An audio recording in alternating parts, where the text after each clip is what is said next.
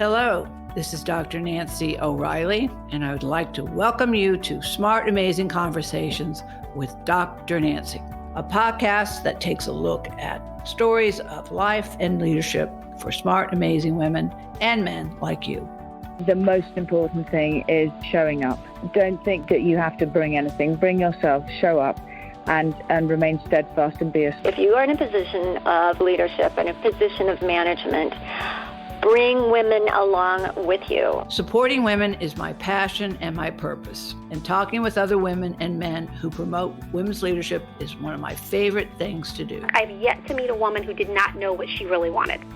She was just either afraid to ask the questions or she was afraid of what the answers meant. Their stories connect us and help us to understand that the possibilities are endless if we support each other and lift other women up. Trust is created by persistent identity. I show up as myself time and time and time again, and trust is built. It's one conversation at a time. Hello, I'm Dr. Nancy O'Reilly, and I'm happy to welcome Cinergy Couyoumjian to Smart Amazing Conversations with Dr. Nancy. Cinergy Couyoumjian is a registered principal offering securities and advisory services through Independent Financial Group, LLC, IFG, a registered investment advisor, member FINRA, SIPC, Cinergy Financial, and IFG are unaffiliated entities. Cindy is a founder of Cinergy Financial and is dedicated to empower people by expanding their financial literacy and awareness. With 36 years of experience in the industry and 7 securities registration, Cindy is more than a teacher in the industry. She is also an innovator of investment methodology. Besides her private practice, Cindy has written 3 books. Her newest book, The Rise of Women and Wealth, Our Fight for Freedom, Equity, Equality, and Control of Financial and Control of Our Financial Future, urges women to become financially literate and reclaim their power and their liberty to become agents of change. This is a topic I love to talk about, and I can't wait to find out more about this book. And so welcome, Cindy, to Smart Amazing Conversations with me. Thank you. Thank you, Dr. Nancy, for having me today. Thank you for being with me. So we've got the hard part out of the way. This is Great. really, one of the things I always start these conversations with, because they are conversations and they're very important. Somebody's going to look at you, Cindy, and this is what women do. We look at a woman who's successful, who's attractive, who has great personality, has great credentials, and somehow, some way, we begin to believe things have been easy for them. And I know personally, my own journey, and most every woman I talk to, especially want a woman who's accomplished and as beautiful as you are, has had trials and tribulations, and to become a financial advisor after 36 years of being in the practice, has got some good stories about her personal issues and how you got to be you today. So how did you get to be you? Oh, gosh. I grew up in the Detroit area, came out for vacation in Southern California. I knew I wanted to be in sales, but didn't know what type of sales. I graduated with a marketing degree. I was an average student, in high school and college, because my mother was a driver. I played sports in college. I had jobs. I went to college at the same time. And I moved to California at the age of 22. And I don't know what I was thinking, but here I wanted to start a financial planning practice. And 1 in 5 advisors are women. And not being close to home, especially Southern California, the fraud capital of the world. What was I thinking to come to Southern California at the age of 22, and I'm going to be 60 in September, to build my practice from scratch and an environment that really empowered men and money? And how was I going to find my way with an average education? And so I listened to my mother, and she said, Cindy, hard work and ethics will make you successful. And I figured, being in Southern California, if I worked harder than everyone else and went to school and accomplished 7 security licenses, and I also been a CFP for 28 years, that my knowledge would make me feel confident with my own vulnerabilities as a woman to be able to give advice. And if I was going to give advice about money, I wanted to work hard. And darn it, those exams were tough. Some of them I did twice. I spent 15 years studying the business. Yeah. And by the time I was 35 is when I decided to have my kids. And I told my husband, I'm done studying. He goes, finally. Well, your story is very similar to many women who've come up the ladder of success. But again, you're going through this process. And again, you said 1 in 5 women are financial advisors. What are those numbers today, by the way? What are those? They're pretty similar. A little bit, maybe a little bit percentage, 22% to 25% are women. But women are just not getting into the field of economics and finance, and they need to. Yeah. Because in the next decade, women are going to control 2/3 of the wealth, and women want to work with women. Yeah, that's absolutely right.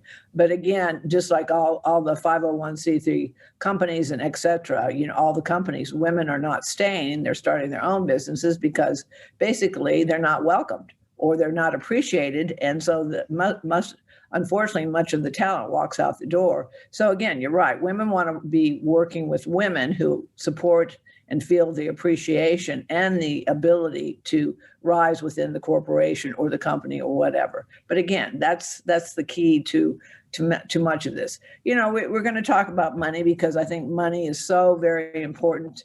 I'll be honest with you. This book speaks to me. It's a great book. I really will encourage women to go out and buy it, men as well, because again, women have to have a better relationship with money.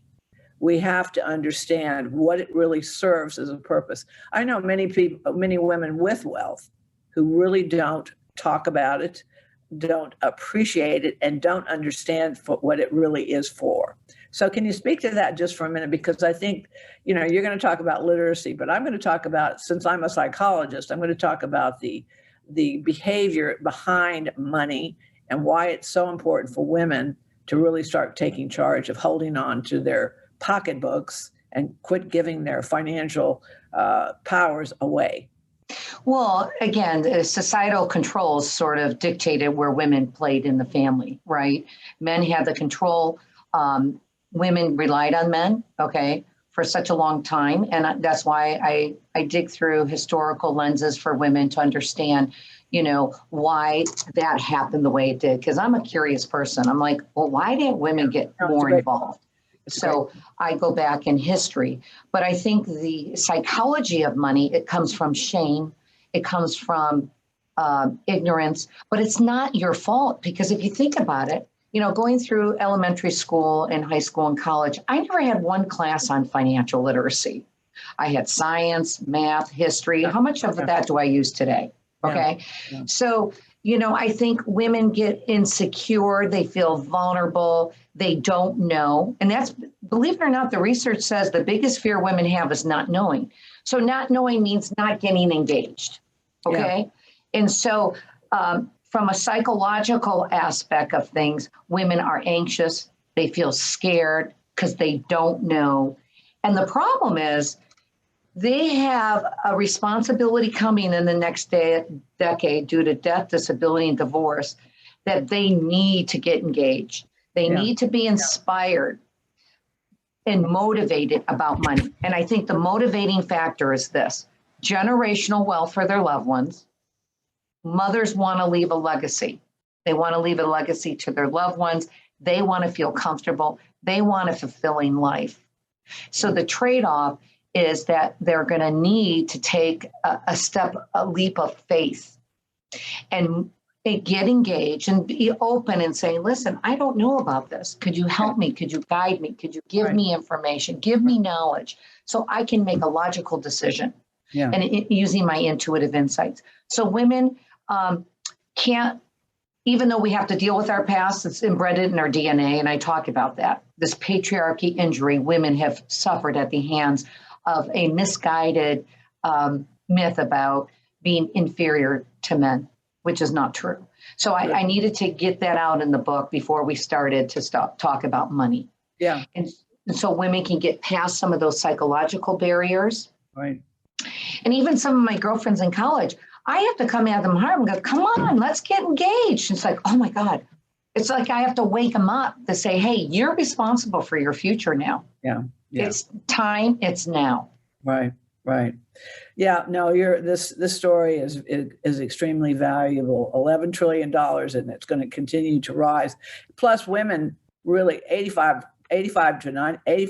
of the products and services in the United States are bought and used by women. So we've got the money, we have the money, and we are the ones that are controlling what services and products come into the homes. And again, in the communities, but women still are falling back and not taking charge. And this has been a concern. I mean, I am definitely I had that same issue. Don't worry, I have plenty of money. All my advisors are women. I have no trouble for asking for what I want, but it was not really encouraged. I had to fight for everything I did and even after a divorce and after settlement, some of the advisors that we had used to go public, then one became my financial advisor. I had the greatest time just giving him as much trouble as I could because of the way he treated me during the IPO. I mean, it was amazing to watch how people, once they understand women do have the money and women do have the power, things all of a sudden change. But again, women have to I love the word, use courage. Courage. We have to have courage. Knowledge is so important, but we have to have courage, and we have to have self-esteem, and we have to have confidence. So this book gives it to you.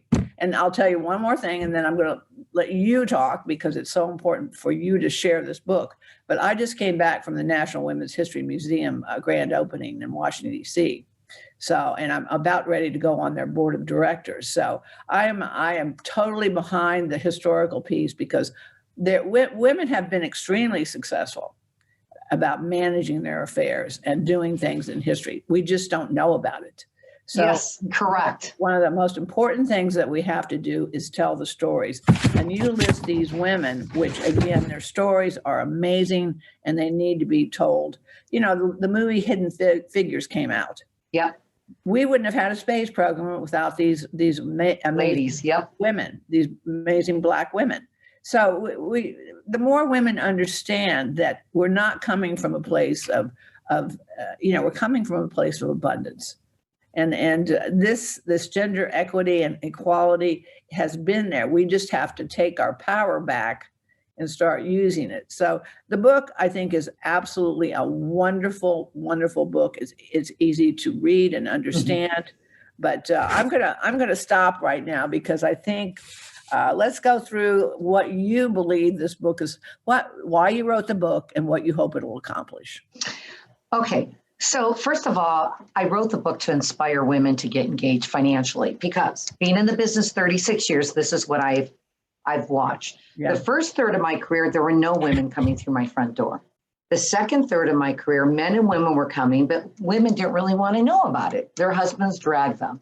Yeah, and then the last 3 to 5 years, women have walked into my office without their husbands. I'm like, where's your husband? Oh, I'm going to do this without him. So I know that, reducing your stress, having a fulfilling life, and getting on track for retirement is important. But the thing that sort of contradicts all this is that women are more educated than men for the last 4 decades, okay? So I don't want women coming in and saying, well, I don't know this. I'm not smart enough. They all use that word smart enough, or I use the word financial literacy and they start rolling their eyes at me. So I believed a lot of the barriers were psychological. So I wrote the book for two reasons. Number one, to inspire women to have a better life, financial freedom, to stand on your own 2 feet and collaborate with your husband or do it yourself, whatever works for you. And then the second piece is once we got through some of those psychological barriers, I call patriarchy injury. I don't like to use trauma. People don't get over trauma, but we do get over injury, and women are resilient, and we come back quick, and we get on a horse and go riding down the street. So I know women are resilient in that aspect. So if they understand their past and what their God-given gifts are intuitive gifts. Okay. So getting through our past, I call awareness. Accepting what we've been through as women. reconciliation, I call coming together, getting your dignity back, releasing the chains of the DNA that's been embedded in women and the marginalization that poor women have to go through for 2,500 years, that we would now be in touch with our financial destiny. Once we have gone through this process of history and understanding and using our God-given gifts and standing on the shoulders of women who came before us in the 1920s, the ability to vote in the first wave, and Margaret, who wrote the book called The Vindication of Women's Rights in the 1800s, because women weren't allowed to read or write. And she wrote her first book in the first wave, Wollstonecraft, her name was Margaret Wollstonecraft, in 1870s, that really started the first wave of that women need to be able to read and write. In the 1920s, the ability to vote. 1960s, Betty Friedan came out with The Feminine Mystique, about women weren't happy at home ironing. They really wanted to go in the workplace. And then the third wave came in the 1990s. And I wanted women to understand this, not in a scholarly format that most women won't read, because it's out there in scholarly format. I wanted to write it in a simple format. Right. So we can use these historical mentors and contemporary mentors like Oprah Winfrey, our vice president, Kamala Harris, to be inspired by women and men who elevated women throughout those years. So I think history is important, the understanding of history, getting through those psychological barriers. And the second theme of the book is we live in a different world today. And I try to explain to women that investing is different than what we used to do 10, 20, 30 years ago, that stocks and bonds are no longer sustainable. And you need to be able to grasp new financial concepts of multi-class strategies. And women's intuition will be able to grasp that because they will be able to use that knowledge to implement more sophisticated investment strategies to be able to leave that legacy. So part of the book then goes into the financial literacy piece and a new way of thinking, a new way of investing, and a new mindset. And that was sort of the second part of the book. And then the last chapter, my favorite, spiritual awareness, because it's not about women walking in front of men or behind men anymore. It's walking aside men and using your God-given gifts with men and getting your power and agency back in the world, because money is power and power is change.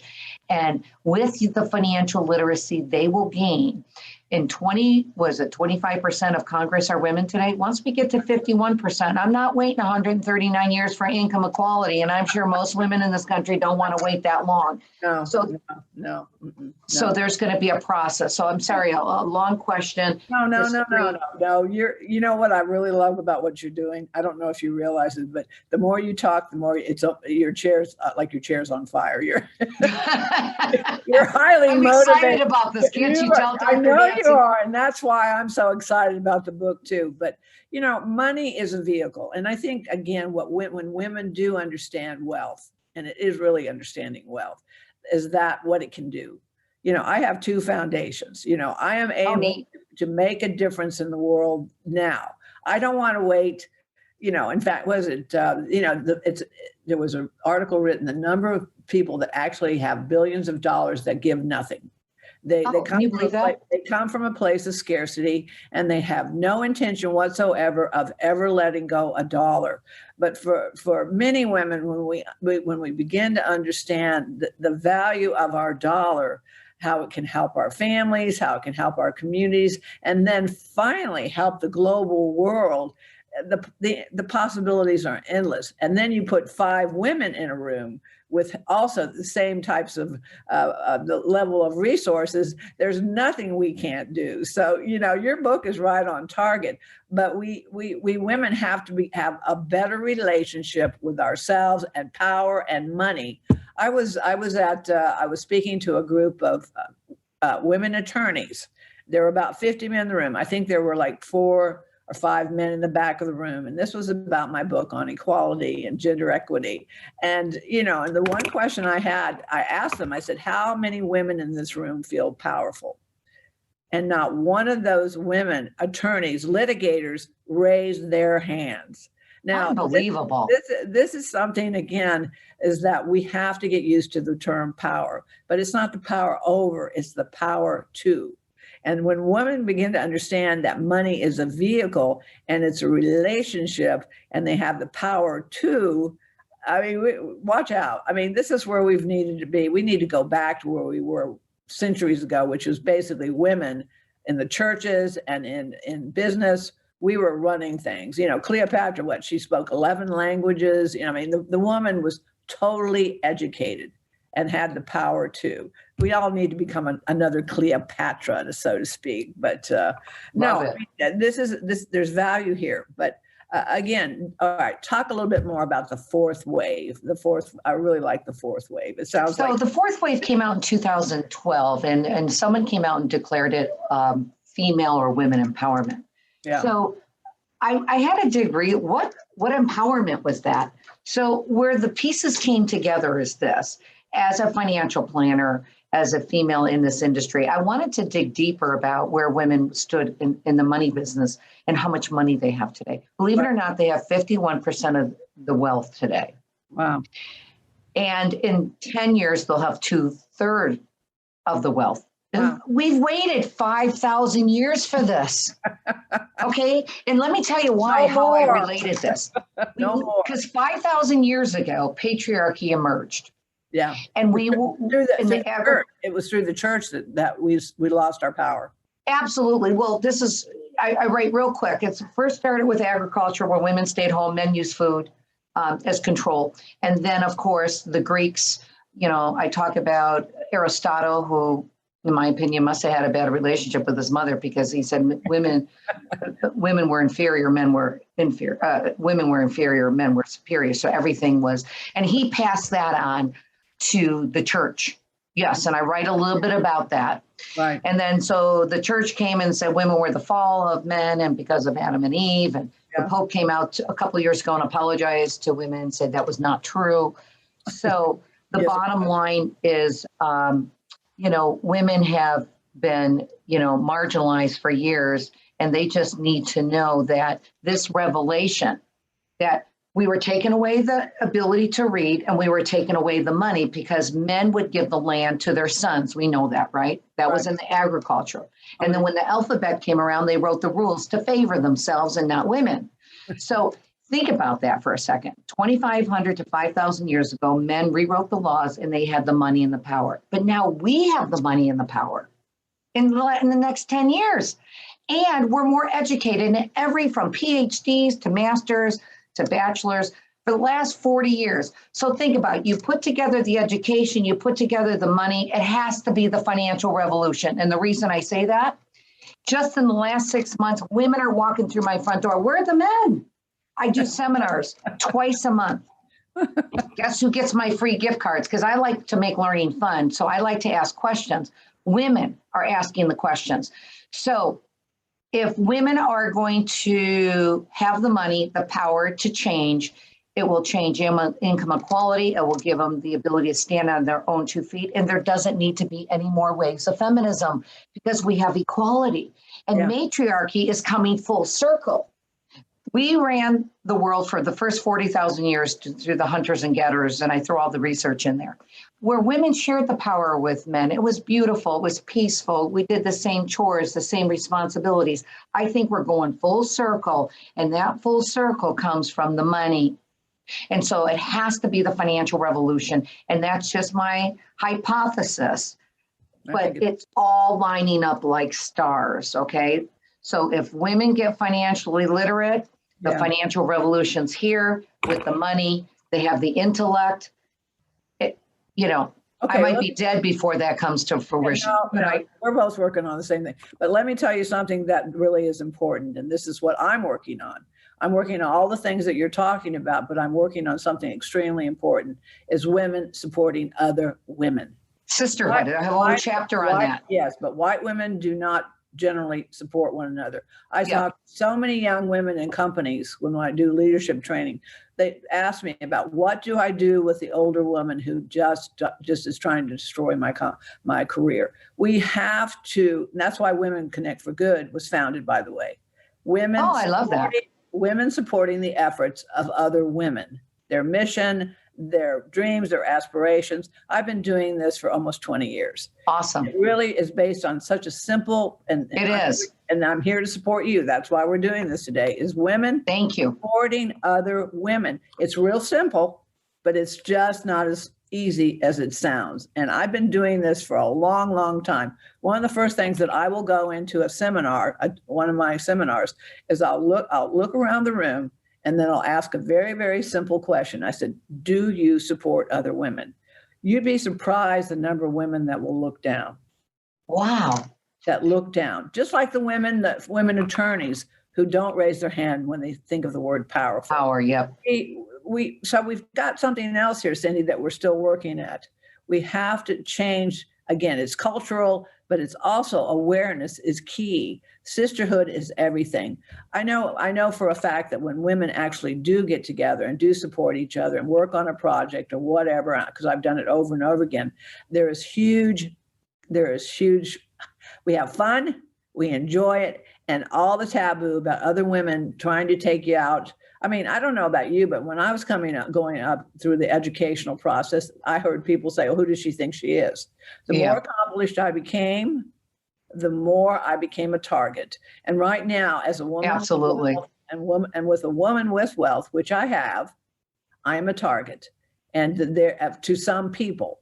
But the people that I surround myself are like-minded women and men who understand that I'm here to change the world for good. And I think that's where you are as well. So whatever we can do to collaborate and partner with each other, that's what this is about for me.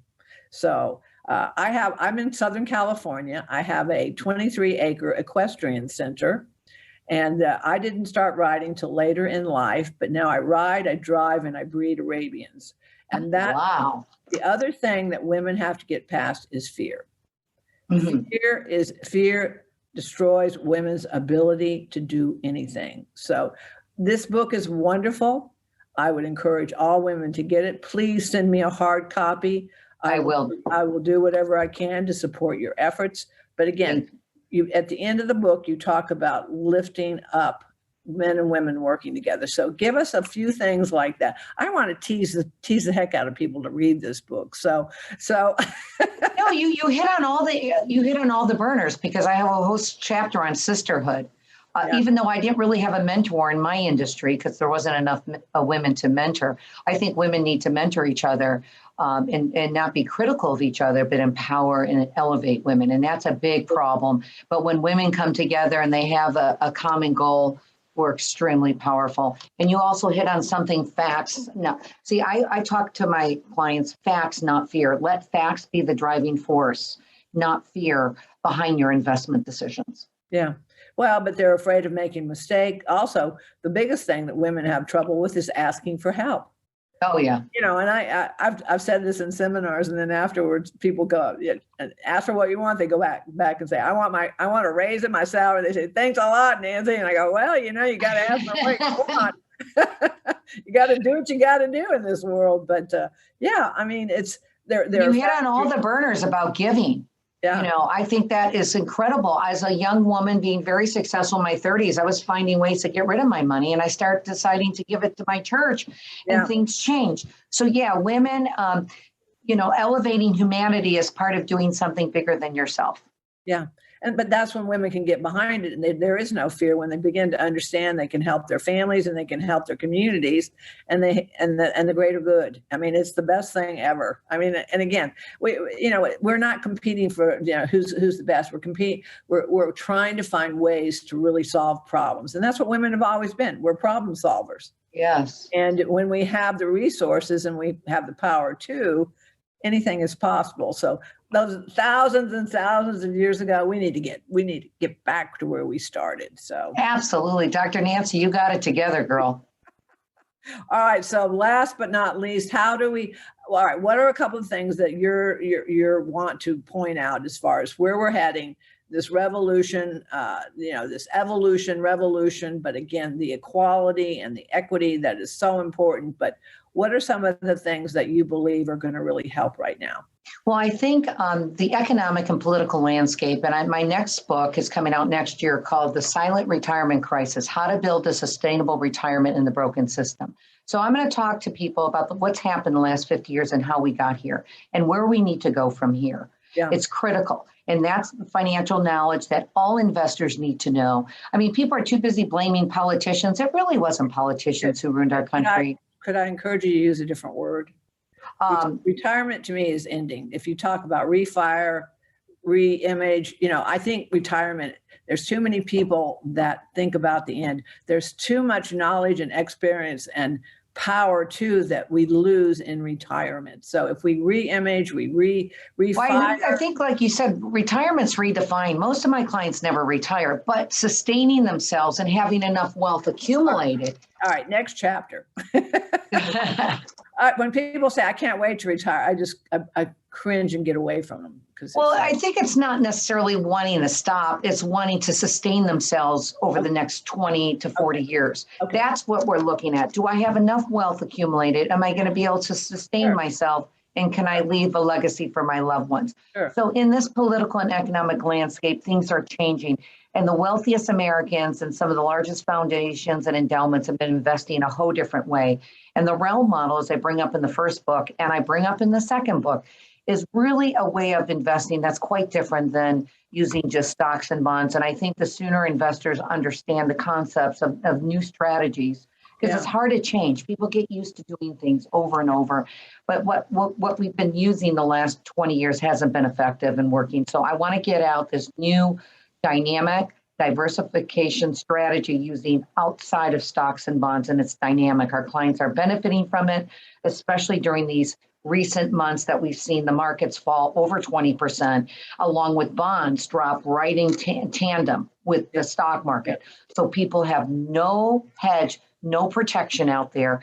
And this book is aimed to give people strategies to build sustainable retirements. Because in my opinion, as I wrote in the Forbes article, stocks and bonds may no longer be a sustainable strategy for your future. Yeah.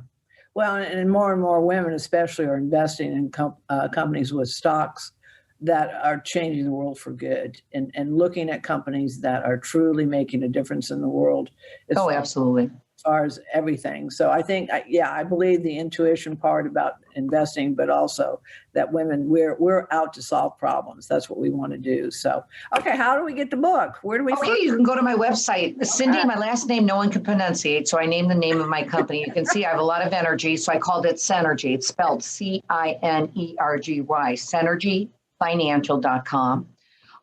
You can go to Amazon. It's listed right now. The published date is August 30th. You can buy it right now and download it. Or you can just go to my website. There's tons of resources. I had a radio show for a year in LA. There's podcasts. You have 2 of my books you can order, and the 3rd book will come out next year. Okay. Well, Women Connect for Good, what we do is we collaborate and we support other women's efforts. So whatever we can do to support this, articles, if you want to send something to us, we can promote. Again, the book, we can promote. That's what we do. And the more that we're building a community of like-minded men and women who really understand what we need to do, which is get our power to change the world for good. So, Cindy, I congratulate you. Send me that hard copy. I would love to have it. I want to share this book with other people, but I'm going to continue to refire for my next chapter, and I want women to do the same because we really need to come together. We need to come together. The world needs everybody to be together right now.